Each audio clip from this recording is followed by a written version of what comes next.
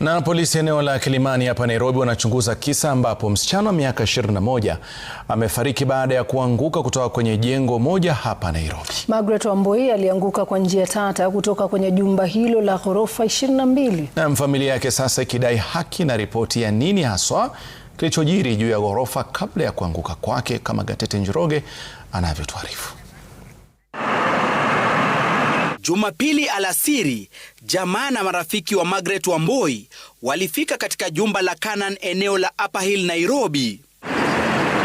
Safari yao hapa ikiwa ni kutafuta majibu baada ya mwana wao wa miaka 21 kufariki kwa njia tata baada ya kuanguka kutoka juu ya jumba hili. Ilianza na simu aliyopiga rafikie Wambui kwa mamake. Akaniambia ampati na nasikia vibaya sana.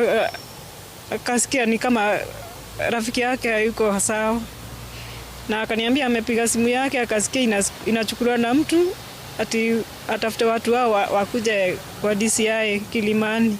Familia ilipata taarifa kuwa Wambui aliyekuwa mwanagenzi katika mkahawa unaopakana na jumba hilo aliingia ndani ya jumba hilo kupiga picha kwenye ghorofa 22. Mdisia mwenye nilipata hapa kaniambia huyo mtoto waliambiwa ati alijiagusha kutoka juu ya nyumba akajiagusha chini, either ni kuangusha, ni kujiagusha ama ni kuanguka, alijirusha, lakini hakukuwa na crime scene, lakini mtoto tayari ameshachukuliwa na akapelekwa City Mortuary. Ripoti zikisema juu ya jumba hilo kulikuwa na bawabu aliyeshika doria na ambaye alitangamana naye, ila alidai hakujua alipoanguka kwani alikuwa msalani. Tujue ama alijirusha ama alirushwa ama aliuliwa kwa nyumba ama kulifanyika nini. Tupate haki ya mtoto wetu. Kama alikuwa amekosea tujue. Hakuna stress yoyote alikuanga nayo. Alikuwa anakujanga tu, analala, anaamka saa ya kuja kazi jioni anakuja. Sasa kuna story alikuwa nayo. Simu na mavazi yake ya kazini ni miongoni mwa vitu vilivyopatikana ndani ya mkoba wake juu ya ghorofa hilo.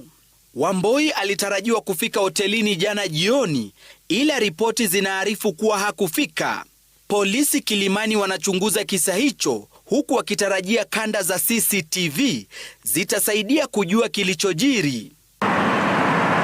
Gatete Njoroge, Runinga ya Citizen.